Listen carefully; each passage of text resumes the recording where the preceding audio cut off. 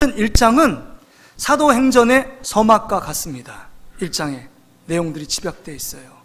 근데 우리가 지난주에 보았던 것처럼 이제는 예수님이 이제 십자가에 죽으시고 3일 만에 부활하셨습니다. 부활한 이후에 제자들 가운데 찾아오셨습니다. 그 다음 며칠간 예수님이 제자들과 함께 계셨죠? 40일간 같이 있었습니다. 40일간 같이 있으면서 하나님 나라의 일을 말씀을 선포하셨습니다. 그런데 여기 11절에 보니까 정말 구름 타고 예수님께서 하늘로 올라가셨습니다. 그런 광경을 지켜보던 제자들의 마음이 어땠을까요? 기쁨이 충만했을까요? 아니면 두려움과 근심과 걱정 가운데 쌓였을까요? 전자일까요? 후자일까요? 기쁨일까요? 아니면 슬픔일까요? 아마 만감이 교차되는 가운데 있지만 슬픔이 더 컸을 겁니다. 왜냐하면 3년 6개월 동안 제자들의 버팀목은 예수님이셨고 그 다음에 먹는 거 자는 거 모든 거 걱정하지 않았습니다. 왜요? 그 주인공인 예수님만 있었으면 또 정말 뽀대나게 폼나게 살 수가 있었습니다. 그러니까 제자들의 마음속엔 정말 말할 수 없는 두려움과 앞으로 미래에 대한 막막함, 걱정과 근심이 그 가운데 쌓였을지도 모릅니다. 우리는 쉽게 상상할 수 있잖아요. 그때 그 걱정과 근심, 두려움의 문제를 극복할 수 있는 힘은요, 사도행전 2장에 들어가서 2장 4절에 보니까 그들이 뭐가 임했죠? 성령 하나님, 성령이 그 마음속에 각 사람 가운데 임할 때 그들의 근심, 걱정, 두려움, 초조, 불안은 떠나가고 온전히 하나님의 자녀로서 귀하게 맡겨진 복음에 증인된 사명을 감당하는 자로 굳게 서 있는 것을 보게 됩니다.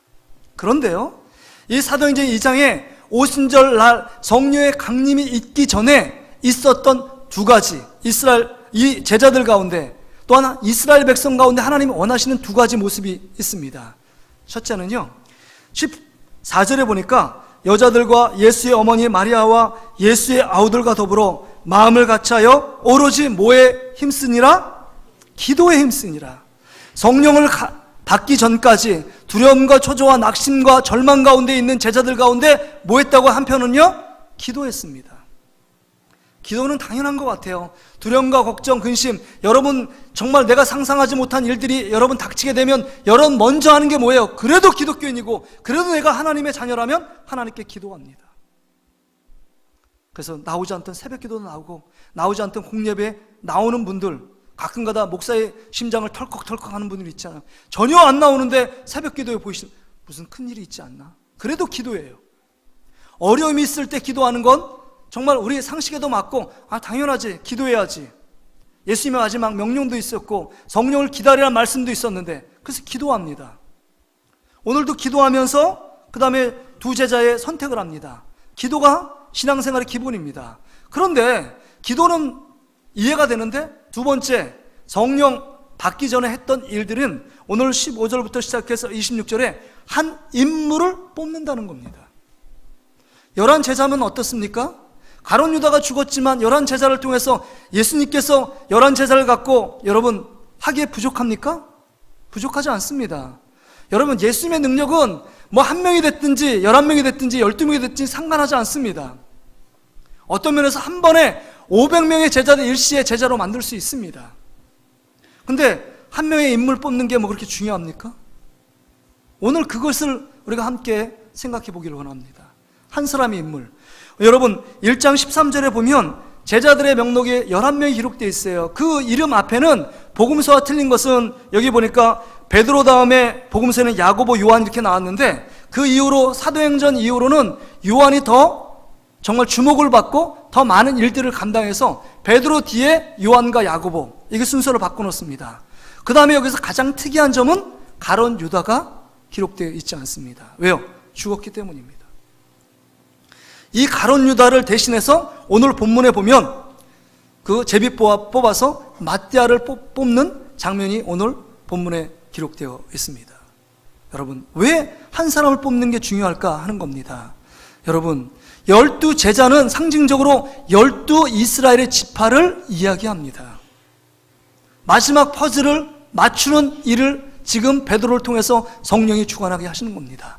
한 사람을 세우는 건 너무 중요합니다. 한 사람을 통하여 불완전한 집단이 12명으로 완전한 12지파, 저 구약에 실패했던 이스라엘 지파가 이제는 새 이스라엘, 영적인 이스라엘로 만들어가는 한 명을 지금 하나님께서 성령을 통하여, 베드로를 통하여, 그 사도들을 통해서 지금 뽑으라고 말씀하고 있는 것입니다.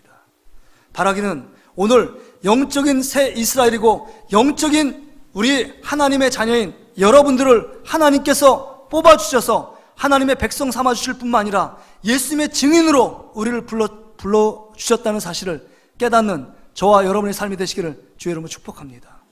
우리가 주님의 증인이에요. 어떤 분은 얘기합니다. 목사님, 나는 복음 전하는 증거자, 그건 은사가 없습니다 라고 말하시는 분도 있습니다. 그러나 여러분, 오몬소 장로님 얘기 들었잖아요. 복음 증거는 은사가 아니라 뭐예요? 모든 구원받은 하나님의 백성들의 사명인 줄 믿습니다.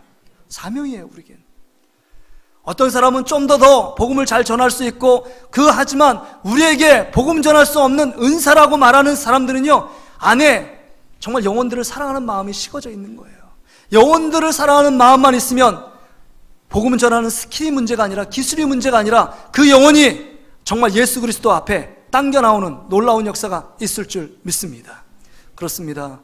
마지막 하나님 기뻐하시는 복음의 증인으로 여러분 한 사람 한 사람을 우리가 불렀다는 사실을 알고 내가 주님의 증인이라는 사실을 깨닫는 저와 여러분의 삶이 되시기를 주의 이름으로 축복합니다. 우리가 증인이에요. 그렇다면 증인은 어떤 사람인가? 오늘 본문의 말씀을 통해서 함께 생각해 보면서 은혜를 나누길 원합니다. 16절부터 20절의 말씀을 통해서 여러분, 가룟 유다를 보세요. 이 가룟 유다의 죽음을 여러분 해석하는 것, 그 다음에 이해하는 것은 쉬운 문제가 아니에요. 왜냐하면 여러분, 가룟 유다를 누가 선택했죠? 예수님이 선택했습니다. 예수님이 그냥 선택했을까요? 감람산에서 잠을 이루지 못하고 철야하면서 기도하면서 철저하게 기도의 무릎으로 가룟 유다를 세운 것입니다. 뿐만이 아닙니다. 이 3년 6개월 동안 가룟 유다가 제자로서 예수님을 섬기면서 정말 예수님께 신뢰받는 자리에 있었습니다. 그래서 가장 신뢰받고 가장 실력이 있기 때문에 뭘 맡은 자였죠? 돈괴를, 회계를 맡은 자예요. 누구나 맡기지 않습니다. 가룟 유다가 12제자 중에 그래도 많이 배웠고 그래도 엘리트층이기 때문에 이 가룟 유다를 세운 겁니다. 그러면 그렇게 신뢰를 받고 사랑을 받았던 이 가룟 유다가 마지막에 어떻게 이렇게 비참한 정말 자살을 하고 잔인한 모습으로 죽을 수 있었을까 하는 것입니다. 이걸 해석할 수 있을까요? 예수님이 가룟 유다가 여러분 자살할 줄 몰랐을까요? 아셨습니다. 아셨기 때문에 넌 나지 않은 바가 않았으면 좋았을 뻔했다 이렇게 말씀하시잖아요. 그렇다면 이 가룟 유다의 죽음 앞에서 우리 예수 그리스도를 믿는 우리들이 어떤 해석을 놓을 수 있을까 하는 겁니다. 해석하기 힘들어요. 어떤 문제에 대해서 쉽게 속단하는 건 여러분 그 사람의 아픔, 상처를 더 많이 건드릴 수 있습니다. 그러니까 우리 문제 앞에서 여러분들이 막 그러는 거예요. 문제 있을 때 아유 기도하지 않아서 그래요. 11조 드리지 않아서 그래요. 예배 하나님 앞에 예배 소홀히 해서 그래요. 이렇게 재단하면서 내 생각을 갖고 내 경험을 갖고 그 사람을 충원하고 조언합니다. 그 말이 그 상처 입은 사람들에게는 더 아픔일 수 있고 더 고통 가운데 빠뜨릴 수 있는 말일 수도 있다는 겁니다. 그러기에 이런 해석할 수 없는 말들은 그냥 침묵하면 돼요. 중요한 것은 말씀에 뭐라고 얘기하느냐, 이것이 중요합니다. 말씀을 알지 못하기 때문에 내 생각을 자꾸 얘기합니다. 근데 오늘 본문을 통해서 예수님이 선택한 증인의 특징이 뭐냐? 첫째는 말씀이 지배하는 사람입니다. 이 엄청난 이 가룟 유다의 죽음을요, 딱 두 구절을 통하여 베드로가 명쾌하게 해석하고 있습니다. 보세요. 오늘 본문에 보세요. 16절 보세요. 형제들아, 성령이 다윗의 입을 통하여 예수 잡는 자들의 길잡이가 된 유다를 가리켜 미리 말씀하신 성경이 응하였으니 마땅하도다. 지금 성경대로 가룟 유다가 죽임을 당하고 그 다음에 12사도의 그 자리에서 비껴났다는 겁니다. 그러면서 지금 20절에 보세요. 20절에 시편에 기록하였으되 그의 거처를 황폐하게 하시며 거기에 거하는 자가 없게 하소서. 지금 가룟 유다가 죽고 그 피밭이 돼서 누구도 그 거처에 머무는 자가 없다고 말합니다. 이게 지금 가룟 유다의 죽음에 대해서 얘기하고 있다고 성경은 이야기하고, 그 이야기를 지금 베드로의 입술을 통해서 다시금 말하고 있는 겁니다. 시편 69편 25절을 통해서. 또한 20절 보세요. 20절 중반절에 보면 하였고 또 일러스되 그의 직분을 타인이 취하게 하소서 하였도다 라고 하는데, 그의 직분을 취하게 하소서, 이 말은 시편 109편 8절에 나오는 내용입니다. 딱 두 구절을 통하여 지금 돌아가는 삶의 정황을 말씀을 갖고 해석하고 있는 것입니다. 말씀으로 충만해진 베드로의 삶을 통해서 정말 어려운 난제, 어려운 상황을 해석하고 적용하고 있는 이 베드로의 모습이에요. 여러분, 이렇게 삶의 어려운 정황을 해석하고 그 다음에 그 모든 문제를 해결할 수 있는 능력은 그 안에 말씀으로 충만할 때, 말씀이 삶에 지배될 때 이런 능력이 나타나게 되는 줄 믿습니다. 그러기에 여러분, 우리가 필요한 것은 돈이 없어서 문제도 아니고 명예가 없어서 문제도 아니고 여러분 권력이 없어서 문제가 아니라 우리 안에 하나님 말씀이 없을 때, 점점 더 말씀이 내 마음의 심령 가운데 사라져갈 때 가장 큰 문제인 것을 깨닫는 저와 여러분 되시기를 주의 이름으로 축복합니다. 내 안에 말씀이 없으니까 세상적인 얘기가 나옵니다. 세상적인 경험 얘기합니다. 습관 따라 얘기합니다. 그러다 보면 사단이 우리 가운데 말로 통하여 시험을 많이 줍니다. 그러나 말씀이 충만한 사람은 내 안에 말씀으로 삶을 해석해 갑니다. 이 어려운 모든 문제를 하나님께서 미리 예언하신 말씀 그대로 가룟 유다는 그렇게 됐고 그렇게 돼서 그런 일들을 그 길을 간 것이다 라고 분명하고 명쾌하게 해석해 갑니다. 여러분, 하나님의 말씀이 여러분 삶 가운데 충만하시기를 주의 이름으로 축복합니다. 말씀을 사모해야 돼요. 우리가 말씀에 대한 열정을 지난주에도 말씀을 드렸지만 여러분 계속 여러분 강조해도 지나치지 않습니다. 성경 일도학교 드시고 정말 말씀을 배우고 듣고 공부하는데 집중하지 않으면 우린요 예수님의 증인 되는 게 아니라 사단의 증인이 돼서 사단의 앞자리 노릇할 수밖에 없습니다. 그게 여러분 가룟 유다예요. 그 안에 수많은 예수님의 말씀이 있었지만 말씀이 사라집니다. 말씀이 능력이 없어요. 근데 여러분 베드로도 처음에는 늘 높은 자리 차지하고 늘 싸우고 예수님 옆에 수제자의 일들을 감당하려고 하지만 그 다음에 정말 예수님이 마지막 가는 길 앞에 배신하고 떠납니다. 말씀에 불순종해요. 근데 예수님께 다시 찾아와서 그 회개하고 그 가운데 이제는 내가 쫓을 것은 하나님 말씀을 깨닫습니다. 40일 동안 예수님의 말씀을 듣고 또 예수님께서 행하신 3년 6개월 동안의 공생의 시간 가운데 행한 모든 말씀이 그 마음 안에 고스란히 담겨져 있는 겁니다. 그러니까 이 어려운 상황 가운데 해석하기 힘든 이 난제 가운데 정말 시편에 딱 두 구절을 갖고 이 어려운 문제를 딱 해결해 정리하고 끝냅니다. 여러분, 우리 안에 하나님 말씀이 살아있기를 주의 이름으로 축복합니다. 여러분, 그러기에 하나님 말씀을 듣고 보고 배우는 일에 집중하는 여러분 되시기를 주의 이름으로 축복합니다. 요한 웨슬리 목사님은 이런 말을 했습니다. 성경에 답이 없으면 움직이지 말아라, 이런 말을 합니다. 하나님의 말씀 응답이 없으면 아무 일도 하지 말라라고 말씀합니다. 하나님이 응답을 반드시 허락하시고 말씀을 통해서 이루시는 분이고 예수님도 말씀이 육신이 되어 오신 분이기 때문에 예수님도 하나님의 말씀이 아니고서는 하지 않았습니다. 오늘도 하나님의 말씀이 우리의 삶을 움직이는 놀라운 축복을 갖는 여러분 되시기를 주의 이름으로 축복합니다. 두 번째는요, 주님의 증인의 특징은 여러분 마음을 바꿔야 합니다. 마음을 바꿔야 합니다. 여러분, 가룟 유다는요 예수 그리스도의 제자가 됐음에도 불구하고 세상적인 욕심 가운데 그대로 마음을 가지고 갑니다.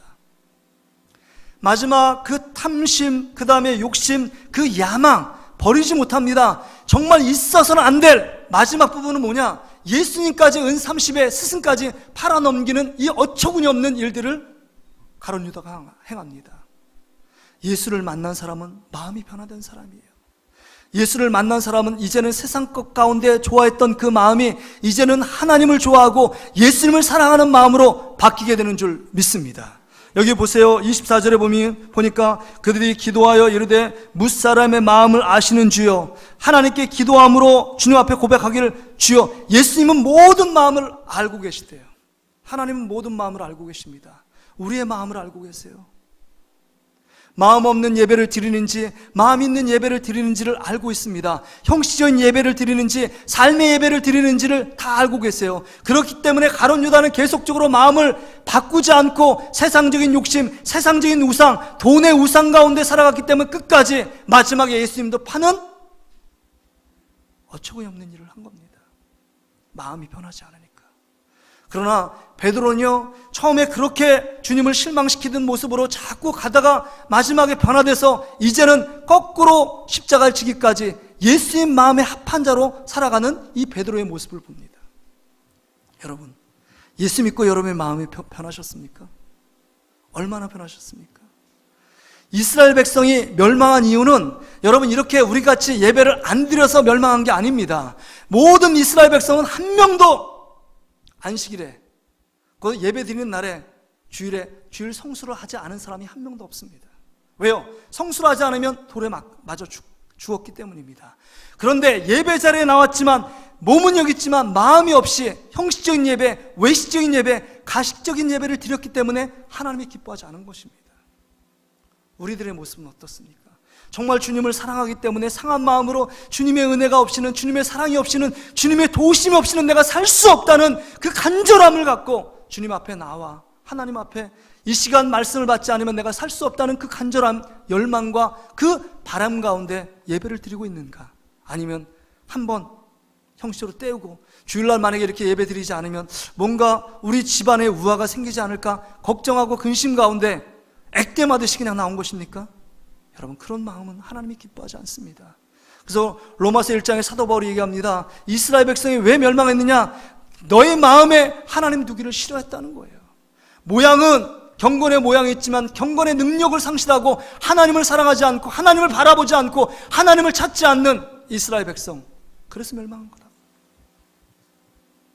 우리의 마음을 점검해야 합니다. 예수 만나고 우리의 마음이 얼마나 변화됐는가? 변화되지 않았던 가룟 유다는 이런 최후의 멸망의 길을 갔지만 변화됐던 베드로는요, 하나님 앞에 더 영광스럽게 사도행전을 써나가는 놀라운 축복의 사도로 쓰임받은 것을 봅니다.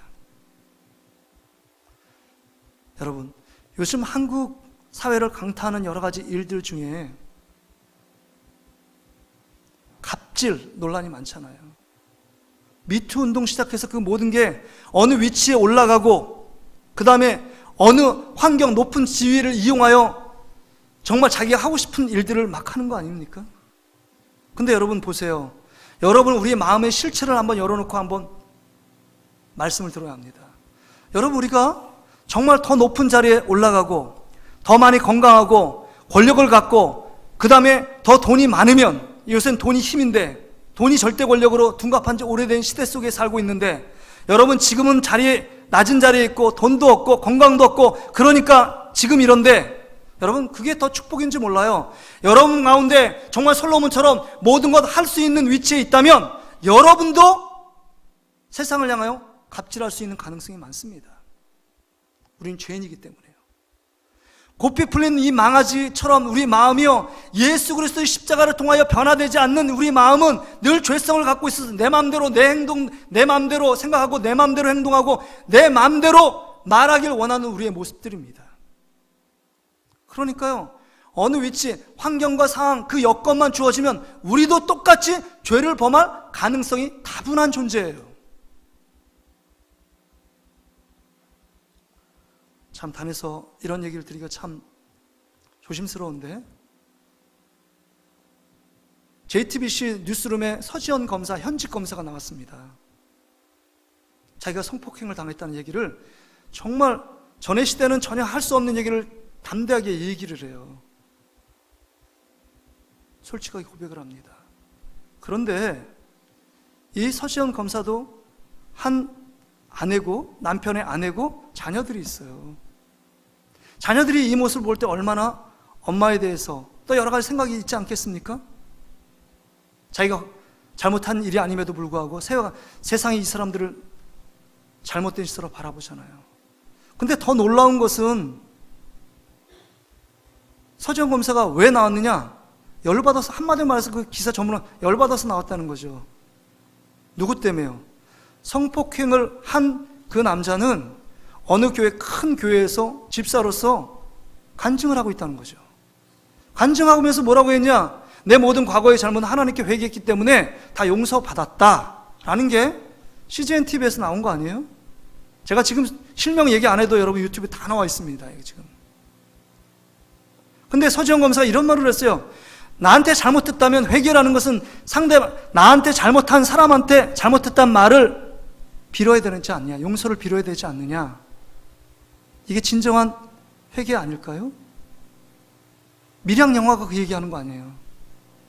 그리스도인의 모습을 질타하면서 하나님께 기도했다고 해서 뻐전히 그 행동 계속하고 있는 그들의 뒷모습이잖아요. 그 일 이후로 수많은 사람들이 이제 배우부터 시작해가지고 종교계까지 있잖아요. 천주교. 아마 죄송한 말씀이면 목사도 많을 거예요. 그렇다면 제가 자유롭냐? 아마 그 위치에 올라가 있으면 저도 그럴 가능성이 많았다는 거죠. 어떤 목사님이 그러시더라고요. 존경하는 목사님이. 목사님들 나는 정말 여자 문제 정말 유혹에 넘어가지 않습니다. 근데 두렵더라고요. 그런 말에. 그런 분 조심하셔야 합니다. 그런 분이 더 조심해야 돼요. 우리는 늘 죄의 유혹 가운데 노출되어 있어요. 우리의 마음이요, 주 예수 그리스도 십자가 보혈 앞에서 내 마음이 완전히 바뀌어지지 않으면 늘 우리는 가룟 유다의 길을 갑니다. 베드로의 길, 다윗의 길을 가는 게 아니라 사울의 길을 가고 그 다음에 가룟 유다의 길을 가는 거예요. 그런 환경 상황만 주어지면 어느 순간 이 죄의 고삐 풀린 망아지처럼 우리의 마음이 다른 짓을 해요. 가룟 유다는 그 마음이 바뀌지 않습니다. 3년 6개월 예수님 만났지만 따라다녔지만 늘 그 욕심 가운데 자기 야망 가운데 살아가는 이 정말 불쌍한 모습을 봅니다. 여러분, 예수를 얼마나 오래 믿었습니까? 그게 중요한 것 같지 않아요. 우리의 마음이 진정 하나님을 사랑하는 마음, 삶의 우선순위에 주님을 두고 있느냐 하는 겁니다. 내 욕심도 그 주님의 마음 앞에서, 주님의 말씀 앞에서 정말 절제하고 꺾고 주님이 원하시는 뜻 말씀하시면 그 뜻에 순종할 수 있는 우리의 마음, 우리의 생각, 우리의 삶이 되어 있느냐 하는 겁니다. 다시 한번 우리가 점검해야 돼요. 주님이 기뻐하시는 주님의 제자, 주님이 선택한 증인은 우리 마음이 주님의 마음으로 바뀌는 겁니다.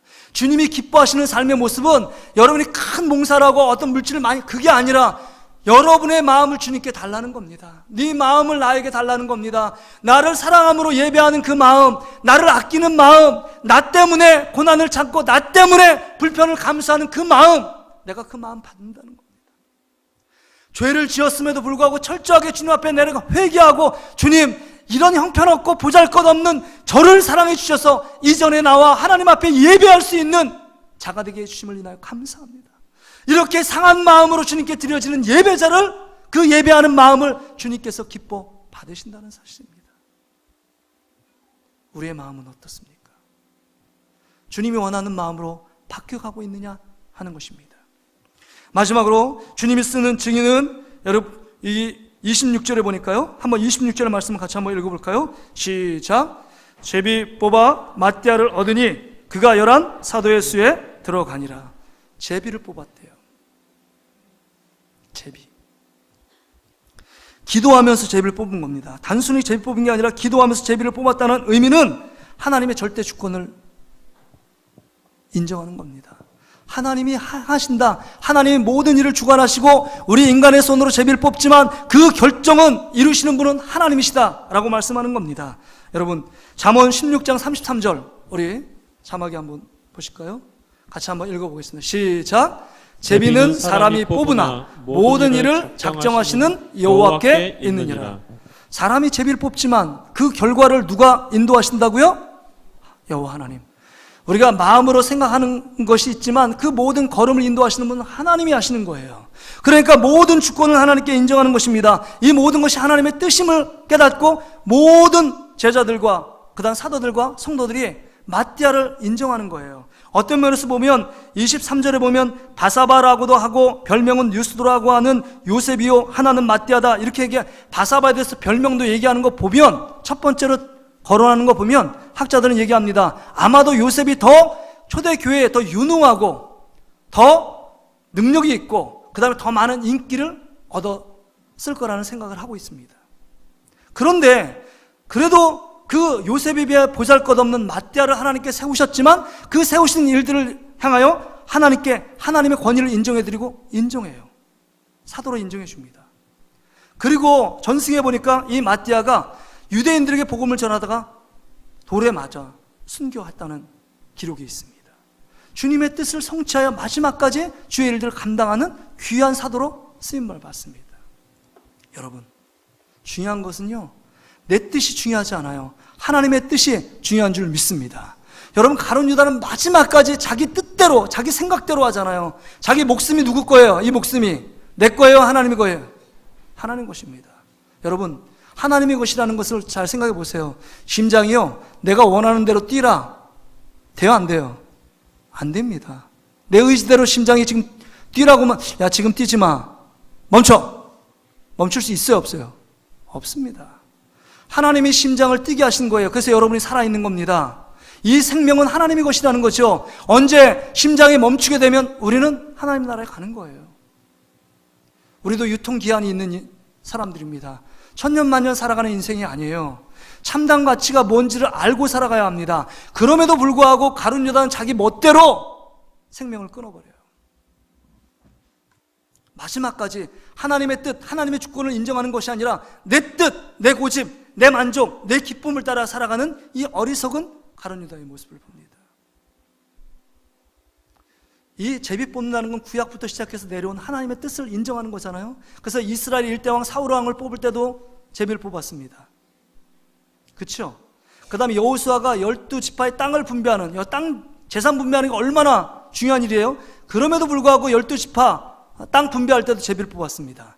범인을 색출할 때도 제비를 뽑았어요. 그래서 여리고성에서 물건을 훔쳤던 아간을 뽑을 때도 제비를 뽑았잖아요. 지난 1월 달에 우리가 보았던 것처럼 그 풍랑이 이를 때 그 뱃속에서 수많은 사람이 죽음의 위험 속에서 제비를 뽑으니까 누가 걸렸습니까? 풍랑 밑에 자고 있는 요나가 걸리잖아요. 제비는 사람이 뽑지만 그 길을 인도하시는 분은 하나님의 역사예요. 하나님의 주권을 인정하지 않는 사람, 이 교만한 사람이죠. 모든 일은 하나님이 하십니다. 한번 따라서 모든 일은 하나님이 하십니다. 여러분 인생 가운데 조금이라도 뭔가 된 거 하나님이 하시는 작품이에요. 그러기에 지금도 역사를 주관하시고 크고 작은 대수의 문제를 주관하시는 하나님께 여러분의 인생을 맡기는 저와 여러분의 삶이 되시기를 주의 이름으로 축복합니다. 그러면요, 말씀을 정리하면서 우리가 말씀이 지배되는 사람, 그 다음 마음을 바꾼 사람, 하나님의 주권을 인정하는 사람이 주님께 쓰임받는 증인의 삶을 감당할 수 있는데 이게 너무 추상적이잖아요. 그럼 어떻게 이런 사람이 변화될 수 있을까 하는 것입니다. 어떻게 변화될 수 있을까? 이 세 가지를 꿰을 수 있는 뭐가 한 가지가 있어야 되잖아요. 여러분 삶 가운데 가장 중요한 것이 무엇입니까? 중요하면 마음이 움직여요. 행동이 갑니다. 가장 소중한 것, 가장 소중한 분이 누구십니까? 1932년에 미국 대공황이 발생했습니다. 지금은 강대국으로 서 있는 미국이지만 1932년도에 경제 대공황으로 말미암아 수많은 사람들이 실직하고 굶주림 속에서 하나 둘 굶주림 속에 죽어가는 이 비참한 상황 가운데 놓였습니다. 그런데 한 청년이 있었어요. 그 사람은 교회 집사였습니다. 버벌리 쉐어라는 한 남자 집사입니다. 근데 직장이 뭐였냐면 보험회사를 다녔어요. 근데 다 죽어가는데 여러분 보험이 됩니까? 안 되죠. 실직 위기에 빠져 있어요. 하루하루 생활하는 것이 너무 고통스러운 거예요. 정말 좌절과 절망 속에서 하루하루를 살아가던 이 베벌리 쉐어의 그 집사의 모습을 봤던, 물공에 바라봤던 어머니가 계십니다. 그 어머니가 아들 모습을 보니까 너무 마음이 괴로운 거예요. 그래서 이 어머니가 기도하기를 시작합니다. 하나님, 이 아들을 참 불쌍히 여겨달라고. 아들을 사랑하는 마음으로 기도하다가 하나님 주시는 지혜가 있어서 편지를 씁니다. 편지를 써서 여러분 이 베벌리 쉐어가 피아노를 잘 쳤던 것 같아요. 편지를 딱 써가지고 피아노 그 뚜껑 위에 탁 올려놨습니다. 어머니의 마음을 표현해서. 하루도 지쳐서 피아노를 반주를 딱 하려고 했는데 그 편지가 놓여 있는 거예요. 그 편지의 그 감동 때문에 이 베벌리 쉐어가 힘을 얻어 하나님께 영광 돌리는 아들로 씁니다. 그 가사가 여러분이 너무 잘 알고 있는 찬송가 94장이에요. 뭐 개사가 됐겠지만 그 가사의 내용을, 지금 이 원 내용을 비블리 쉐어의 어머님이 이렇게 씁니다. 주 예수보다 더 귀한 것은 없네. 이 세상 부귀와 바꿀 수 없네. 영죽을 내 대신 돌아가신 그 놀라운 사랑 잊지 못해. 세상 즐거움 내가 다 버리고 세상 자랑 다 버렸네. 주 예수보다 더 귀한 것은 없네. 예수밖에는 없네. 예수밖에는 없네. 이 가사를 읽고 이 비브리 쉐어가 깨달았습니다. 내 삶에 가장 소중하고 귀한 분이 예수 그리스도임을 깨달은 것입니다. 내가 왜 좌절하고 절망하느냐? 내 삶의 우선순위, 내 마음을 주님께 드리지 못하고 내 마음이 가장 소중한 예수 그리스도로 채워지지 않았기 때문에 근심, 걱정, 불안, 초조가 있는 거예요. 내 직장이 계속적으로 유지될 수 있을까? 앞으로 나는 어떻게 살까? 불안과 초조와 막막한 가운데 살아간 것입니다. 마치 지금 이 제자들의 모습, 예수님을 승천한 이후에 그들의 모습 가운데 있는 것처럼 이 비브리 쉐어도 그런 모습 가운데 있었습니다. 근데 이 어머니의 글귀를 통하여 머리가 한 대 딱 맞은 것처럼, 맞아, 내 안에 예수 그리스도가 계시지, 나를 너무너무 사랑하신 예수 그리스도, 내 안에 있는 부귀, 나의 직장보다 더 중요한 예수 그리스도, 그분을 깨달은 겁니다. 제가 3일 정도 거기 태국에 있는 치앙 라이 갔었거든요. 20년 전에 우리 신학과 구의학번 동기로 같이 있다가, 그때는 그렇게 성격 활발한 아이가 아니었습니다. 내성적이었어요. 그래서 이런저런 얘기 스토리를 들었습니다. 너 왜 이렇게 1학년 때 내성적이었니? 그래서 한 학년에 90명이 있었는데 그렇게 주목된 인물이 아니에요. 좀 활발하고 리더십 있고 이런 사람 제가 다 기억하는데 1학년 때 과대를 해서, 근데 얘가 너무 얌전하고 조용하고 내성적입니다. 왜 그러니 하니까, 형, 내가 이 신학교 들어올 때 부모의 반대가 심했잖아. 1학년 때 계속적으로 이 신학을 공부할까 말까 정말 고민하는 가운데 있었기 때문에 내가 어떤 액션도 취하지 않고 이렇게 아이들과 우리 그 클래스메이트와 이렇게 같이 지내는 게 그렇게 좋지가 않았대요. 마음이 불편하니까. 그러는 가운데 신학교 들어와서 예수 그리스도, 그분을 만나고 그분을 경험하고 나서 사명을 받은 겁니다. 이제 부교육자 생활도 끝나고 그 다음에 10년 전에 이제 이 땅을 떠나서 태국 선교에 마음을 주셨어요. 그러면 태국 선교 이렇게 지금은 한 10명의 신학생들을 가르치고 있고 그 다음에 12명의 중고등부 학생들을 기숙하면서 가르치고 있습니다. 거기 22명의 사람들이 어떤 사람이냐? 22명의 대부분의 사람들은, 태국은 불교 국가입니다. 골수 불교 국가예요. 개종하기가 쉽지 않습니다. 이슬람처럼. 근데 여기 22명은 이 치앙라이가 국경 지역인데 1시간 가면 미얀마예요. 미얀마 소수민족 가운데 예수를 잘 믿는 부족이 있습니다. 거기서 컨택한 그 학생들이에요. 그 다음에 옆에 2시간 가면 라오스예요. 그러니까 미얀마와 라오스에서 그 소수 예수 믿는 사람들, 근데 형편이 어려운 사람을 12명 중고등부 아이들을 학비를 대주고, 그래서 태국에 학교를 보내주고, 학교가 끝나면 오후 5시에 오면 저녁 먹이고, 그 다음에 같이 성경 공부하고 같이 그 삶을 나누고 그 다음에 기숙하면서 복음으로 가르치는 겁니다. 그 아이들이 크면 이제 고등학교 졸업하면 자기 신학교로 입학을 하는 거예요. 10명은 똑같습니다. 근데 이 아이들 학비는 어떡하니? 한 달에 5만 원인데 뭐 개미 같은, 보이지 않고 전혀 상상하지 못한 사람들이 이렇게 보내준대요. 야, 너 이거 참 대단하다. 개척하는 것도 어렵지만 이 선교 맨 땅에 헤딩하는 것도 어려운데 어떻게 이 일들을 진행할 수 있었니? 하니까 그 간증을 한번 해봐라 하니까, 형, 난 아무것도 없는데 하나님께 기도하면서 내가 만난 예수 그리스도를 증거하기를 원하는데 예수님이 너무 내 삶에 너무 소중하고 귀해서 예수님 말할 때마다 내 안에 눈물이 났어. 예수님을 찬양할 때마다 내 마음에 기쁨이 있었어. 정말 예수 그리스도 증거할 때마다 내 마음에 담대함이 생겼어. 이런 얘기를 하더라고요. 그래서 한 사람 두 사람 시작하고 그 소문을 듣고 늘 이 선교사님이 늘 주님 앞에 무릎 꿇고 신실하게 그 지역사회를 섬기고 또 아이들을 섬긴다는 얘기 듣고 정말 많은 나라에서 이 선교사님 그늘 아래 아이들을 보낸 거예요. 그래서 신학교가 벌써 3기 졸업생이 났습니다. 이 졸업생들이 자기 지역으로 가서 미얀마, 라오스, 그 다음에 소수 산적에 올라가서 복음을 전하는 목사가 되는 겁니다.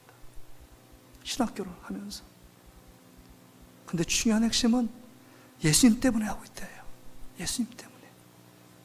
후원자들 때문에 하는 것이 아니라 예수님 때문에 내가 이 일들을 하고 있고 예수님 때문에 내 목숨 바쳐도 아깝지 않다는 그렇게 고백하더라고요. 여러분 삶에 가장 중요하고 소중한 분은 누구십니까? 여러분 마음 가운데 예수가 없으면 우리는 하나님의 증인의 삶을 살아갈 수 없습니다. 여러분이 증인이 되어 있지만 증인의 능력을 여러분 펼칠 수가 없습니다. 이 시간 다시 한번 우리 마음에 가장 중요한 분이 누구신가를 다시 한번 깨닫고 우리 마음이 주님의 마음을 품고 주님께서 기뻐하시는 말씀을 붙잡고 주님의 주권을 인정하고 주님께 영광 돌리는 그런 삶을 살아갈 수 있는 우리 모든 성도들 되시기를 주의 이름으로 축복합니다. 우리 같이 한번 기도합시다. 우리 반주